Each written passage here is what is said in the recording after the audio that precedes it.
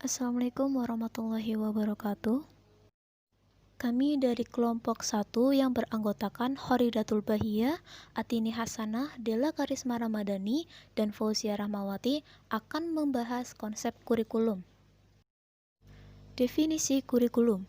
Kata kurikulum berasal dari bahasa Yunani, yakni kuker, yang berubah wujud menjadi kata benda kurikulum. Kurikulum jamak kata kurikula pertama kali dipakai dalam dunia atletik yang diartikan a race course, a pledge for running a chariot, yakni suatu alat yang membawa seseorang dari start sampai finish. Kurikulum dalam dunia pendidikan mempunyai arti. Dalam arti sempit atau tradisional adalah sejumlah mata pelajaran di sekolah atau di perguruan tinggi yang harus ditempuh untuk mendapat ijazah atau naik tingkat.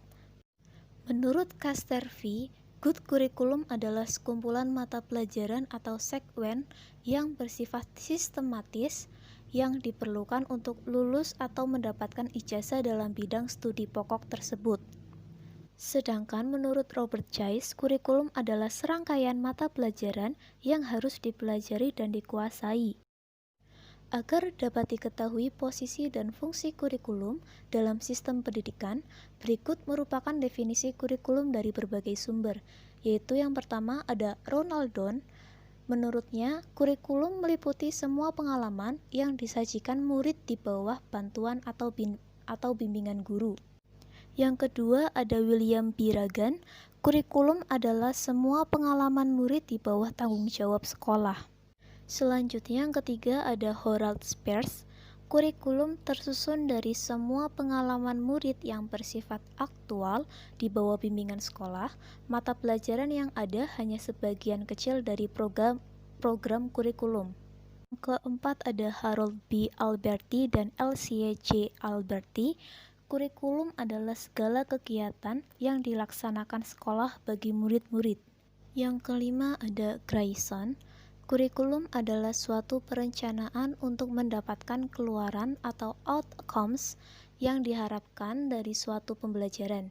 Perencanaan tersebut disusun secara terstruktur untuk suatu bidang studi, sehingga memberikan pedoman dan instruksi untuk mengembangkan strategi pembelajaran. Materi di dalam kurikulum harus diorganisasikan dengan baik agar sasaran dan tujuan pendidikan yang telah ditetapkan dapat tercapai. Selanjutnya, yang keenam, ada Harsono. Kurikulum merupakan gagasan pendidikan yang diekspresikan dalam praktik. Dalam bahasa Latin, kurikulum berarti track atau jalur pacu. Saat ini definisi kurikulum semakin berkembang, sehingga yang dimaksud kurikulum tidak hanya gagasan pendidikan, tetapi juga termasuk seluruh program pembelajaran yang terencana dari suatu institusi. Menurut UU Sisdiknas tahun 2003, kurikulum adalah seperangkat rencana dan pengaturan mengenai tujuan, isi, dan bahan pelajaran, serta cara yang digunakan sebagai pedoman penyelenggaraan kegiatan pembelajaran untuk mencapai tujuan pendidikan tertentu. Baik, saya lanjutkan. Pada poin kedua ada komponen-komponen kurikulum, di mana komponen-komponen kurikulum ini terdiri dari yang pertama ada tujuan kurikulum. Nah, tujuan kurikulum itu sendiri adalah setiap satuan pendidikan harus mengacu ke arah pencapaian tujuan pendidikan nasional, sebagaimana telah ditetapkan dalam Undang-Undang Nomor 2 Tahun 1989 tentang Sistem Pendidikan Nasional. Dalam skala yang lebih luas, kurikulum merupakan suatu alat pendidikan dalam rangka pengembangan sumber daya manusia yang berkualitas. Nah, tujuannya adalah suatu yang harus dicapai oleh peserta didik. Kemudian, kurikulum menyediakan kesempatan yang luas bagi peserta didik untuk mengalami proses pendidikan dan pembelajaran untuk mencapai target tujuan pendidikan nasional khususnya dan sumber daya manusia yang berkualitas pada umumnya. Tujuan ini dikategorikan sebagai tujuan umum kurikulum. Kemudian, yang kedua ada poin materi atau isi, di mana isi program kurikulum adalah segala sesuatu yang diberikan kepada anak didik dalam kegiatan belajar mengajar dalam rangka mencapai tujuan. Isi kurikulum meliputi jenis-jenis bidang studi yang diajarkan dan diisi program dari masing-masing bidang studi tersebut. Komponen isi kurikulum berisi mata pelajaran pada proses belajar mengajar, seperti pengetahuan, keterampilan, dan nilai-nilai yang disosialisasikan dengan mata pelajaran, kriteria yang perlu diperhatikan, dan pemilihan isi kurikulum. Kriteria yang perlu diperhatikan dalam pemilihan isi kurikulum yang pertama ada signifikasi, di mana materi itu harus sahih atau benar adanya dan signifikan. Artinya harus menggambarkan pengetahuan mutakhir. Kemudian yang kedua ada validitas, di mana materi itu harus akurat. Kemudian ada relevansi sosial, di mana materi itu harus relevan dengan kenyataan sosial dan kultural agar peserta didik lebih mampu mengalami fenomena dunia, termasuk perubahan-perubahan yang terjadi. Kemudian ada utility atau daya guna. Maksudnya adalah materi itu harus mengandung keseimbangan antara keluasan dan kedalaman materi, harus mencakup berbagai ragam tujuan. Kemudian ada learnability atau materi harus sesuai kemampuan dan pengalaman peserta. Dan yang terakhir ada minat atau materi harus sesuai kebutuhan dan minat peserta.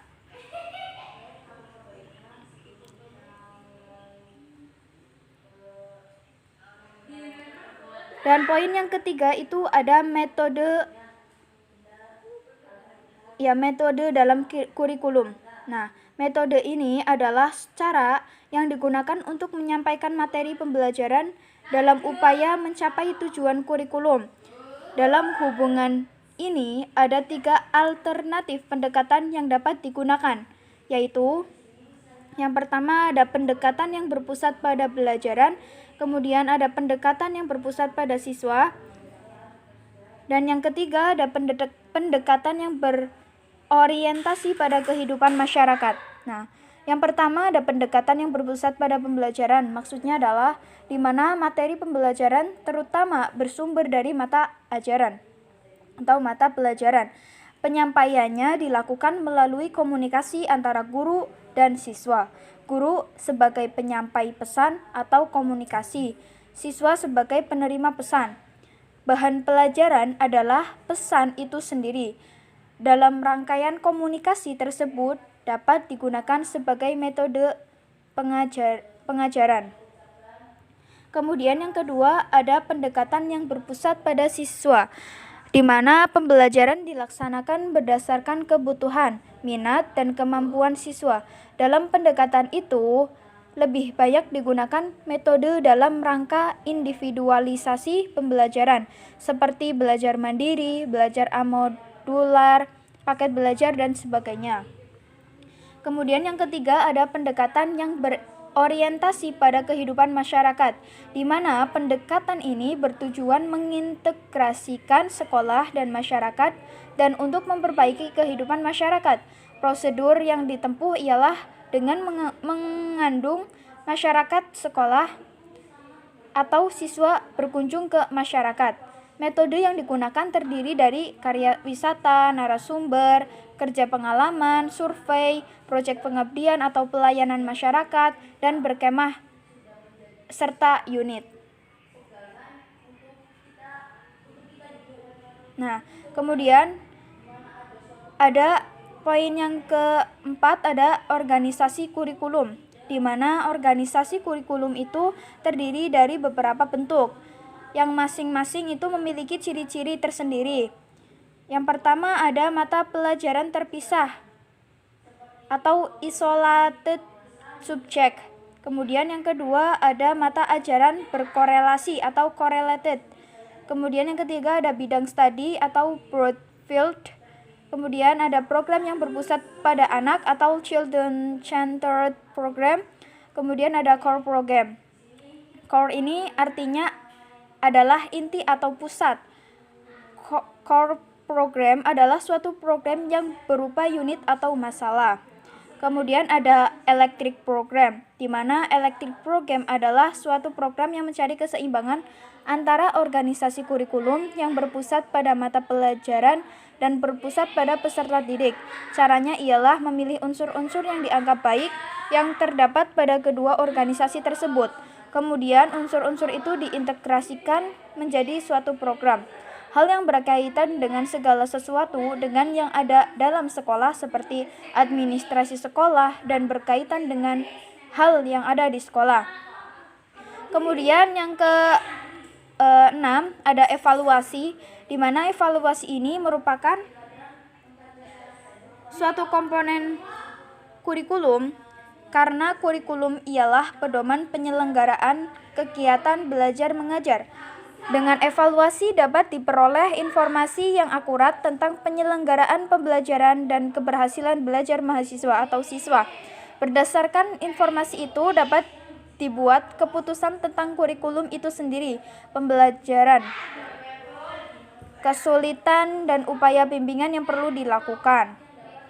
Kemudian dalam pengertian terbatas, evaluasi kurikulum dimaksudkan untuk memeriksa tingkat ketercapaian tujuan pendidikan yang ingin diwujudkan melalui kurikulum yang bersangkutan.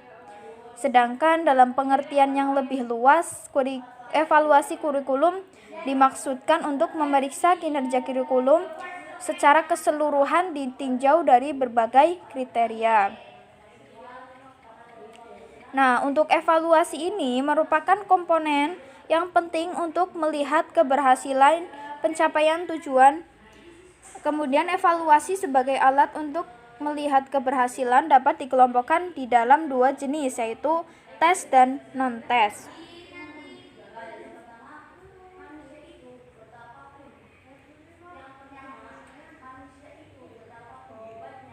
Nah, yang pertama ada tes, di mana kriteria tes sebagai evaluasi adalah sebagai alat ukur dalam proses evaluasi.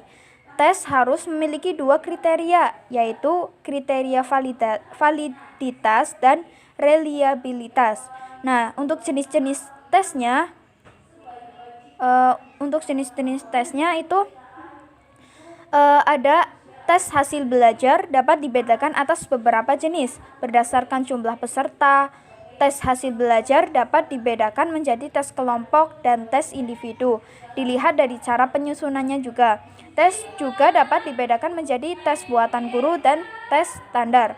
Kemudian yang kedua ada non-tes, di mana non-tes ini adalah alat evaluasi yang biasanya digunakan untuk melihat aspek tingkah laku termasuk sikap, minat, dan motivasi. Ada beberapa jenis non-tes sebagai alat evaluasi, di antaranya wawancara, observasi, studi kasus, skala penilaian.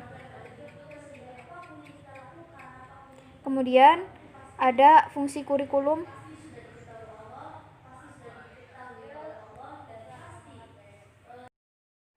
Ya, yang selanjutnya adalah mengenai fungsi kurikulum. Kurikulum dalam dunia pendidikan memiliki berbagai fungsi yang sangat menunjang terlaksananya kegiatan belajar mengajar. Kurikulum tidak hanya berfungsi bagi pendidik dan peserta didik, namun juga berfungsi bagi komponen yang ada dalam pelaksanaan pendidikan. Menurut Hilda Taba, tahun 1962, mengatakan bahwa kurikulum memiliki 3 fungsi. Yang pertama, kurikulum sebagai transmisi, yaitu mewariskan nilai-nilai budaya. Kedua, kurikulum sebagai transformasi, yaitu melakukan perubahan atau rekonstruksi sosial. Dan yang ketiga, kurikulum sebagai pengembangan individu. Namun, menurut McNeil tahun 1990, isi kurikulum memiliki 4 fungsi, yaitu sebagai fungsi pendidikan umum, suplementasi, eksplorasi, dan keahlian. Nah, fungsi kurikulum juga dapat dilihat dari berbagai perspektif. Di antaranya adalah sebagai berikut. Yang pertama, fungsi kurikulum bagi sekolah. Kurikulum berfungsi sebagai alat untuk mewujudkan tujuan pendidikan pada masing-masing jenjang atau satuan pendidikan yang pada gilirannya merupakan pencapaian tujuan pendidikan nasional. Kurikulum juga digunakan sebagai pedoman untuk mengatur berbagai kegiatan yang dilakukan di sekolah. Fungsi kurikulum bagi sekolah pada tingkat berikutnya adalah untuk menjaga keseimbangan, kesesuaian, dan keteraturan serta urutan dalam proses pembelajaran selanjutnya. Yang kedua ada fungsi kurikulum bagi anak didik. Kurikulum yang telah tersusun dengan baik sebagai organisasi pembelajaran merupakan persiapan bagi individu peserta didik. Artinya, peserta didik akan mendapatkan pengetahuan baru, program baru, dan pengalaman baru yang diharapkan dapat dikembangkan secara maksimal. Dengan adanya kurikulum, peserta didik akan melatih kesanggupan dan kematangan peserta didik dalam berpikir. Kemudian, yang ketiga, fungsi kurikulum bagi pendidik. Guru merupakan faktor kunci dalam keberhasilan suatu kurikulum. Artinya, guru tidak hanya berfungsi sebagai pengembangan kurikulum, tetapi juga sebagai pelaksana kurikulum.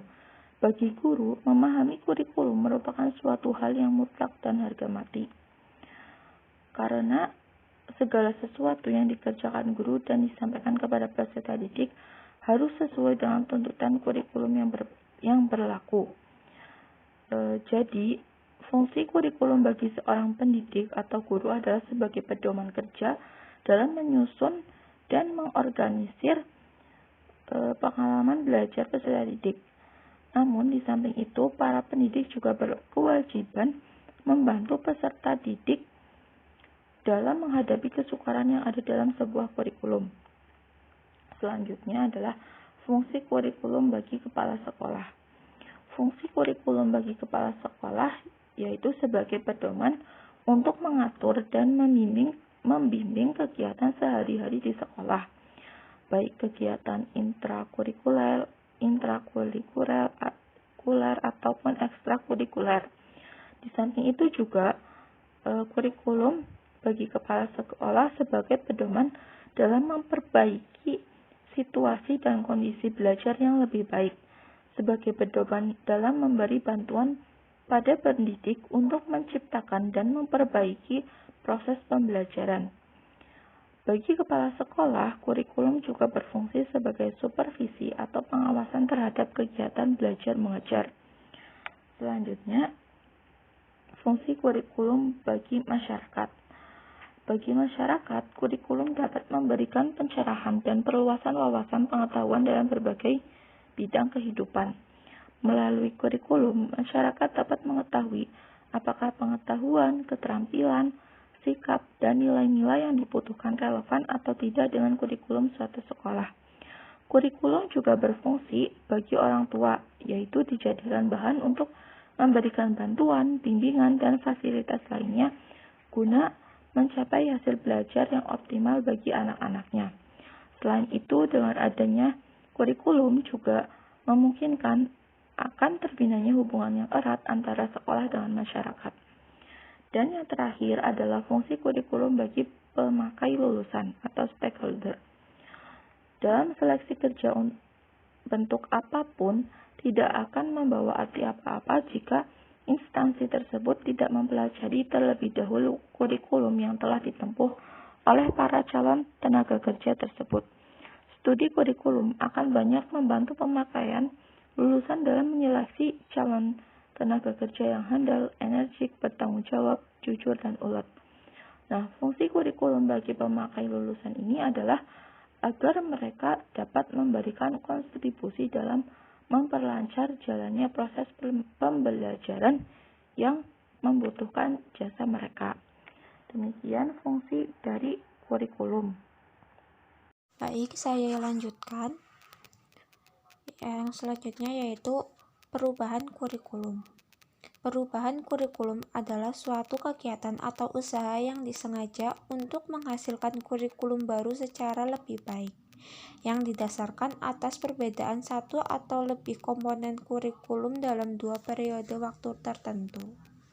Menurut Sutopo dan Sumanto, 1991, 39-40, perubahan kurikulum dapat bersifat sebagian-sebagian, tapi dapat pula bersifat menyeluruh. Yang pertama, perubahan sebagian-sebagian. Perubahan sebagian-sebagian adalah perubahan yang terjadi hanya pada komponen atau unsur tentu saja dari kurikulum. Kita sebut perubahan yang sebagian-sebagian. Perubahan dalam metode mengajar saja, perubahan dalam itu saja, atau perubahan dalam sistem penilaian saja adalah contoh dari perubahan sebagian-sebagian.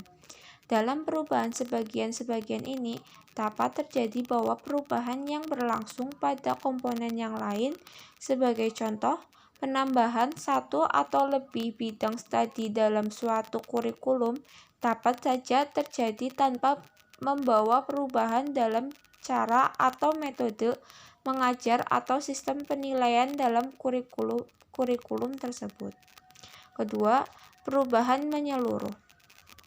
Di samping secara sebagian-sebagian, perubahan suatu kurikulum dapat saja terjadi secara menyeluruh. Artinya, sistem dari kurikulum tersebut mengalami perubahan, mana tergambar baik di dalam tujuannya, isinya, organisasi dan strategi dan pelaksanaannya. Ada sejumlah faktor yang dipandang mendorong terjadinya perubahan kurikulum pada berbagai negara dewasa ini. Pertama, bebasnya sejumlah wilayah tertentu di dunia ini, kekuasaan kaum kolonialis. Kedua, perkembangan ilmu pengetahuan dan teknologi yang pesat sekali. Ketiga, pertumbuhan yang pesat dari penduduk dunia. Sekian dari kelompok kami. Apabila ada kesalahan, mohon dimaafkan. Wabillahi taufiq wal hidayah. Wassalamualaikum warahmatullahi wabarakatuh. Terima kasih.